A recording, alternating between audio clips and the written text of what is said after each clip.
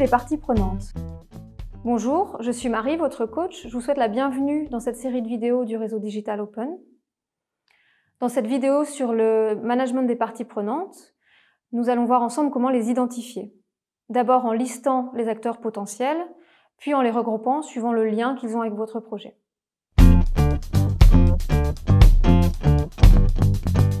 Pour commencer, il vous faut lister de manière exhaustive toutes les instances qui pourraient avoir un lien avec votre projet.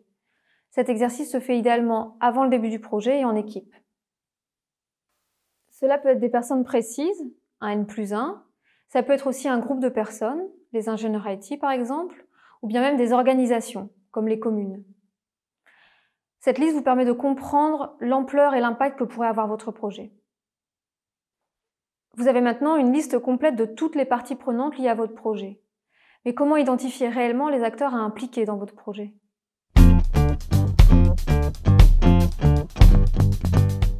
Une fois que cette liste est réalisée, vous allez pouvoir déterminer quel lien chaque partie prenante a avec votre projet.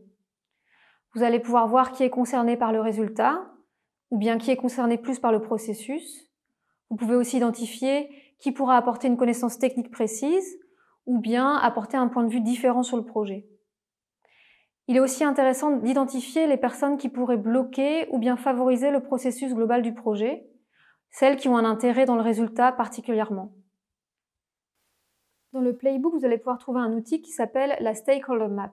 Cet outil vous permet de cartographier les parties prenantes en fonction de la proximité qu'elles ont avec votre projet. Les parties prenantes primaires sont directement concernées. Par exemple, elles font partie de votre organisation ou elles sont touchées directement par le projet. Les parties prenantes secondaires vont interagir ou interagissent déjà avec le service ou le produit sur lequel vous travaillez. Enfin, les parties prenantes tertiaires sont les parties prenantes qui pourraient montrer un intérêt pour le projet. Ça peut être des parties prenantes externes ou bien des personnes qui viennent challenger le projet. N'oubliez pas qu'à ce stade, il est important d'être exhaustif et de voir toutes les parties prenantes potentielles que vous pouvez engager. Ce n'est pas encore le moment de choisir qui et pourquoi engager dans votre projet. Il est mieux de prendre du recul et de prendre le temps de voir qui vous avez peut-être oublié dans cette liste. Maintenant que vous avez la liste globale de toutes les parties prenantes qui peuvent être liées à votre projet, vous allez pouvoir, à la prochaine étape, choisir qui engager. Et c'est le sujet de notre prochaine vidéo. Merci beaucoup d'avoir suivi cette vidéo.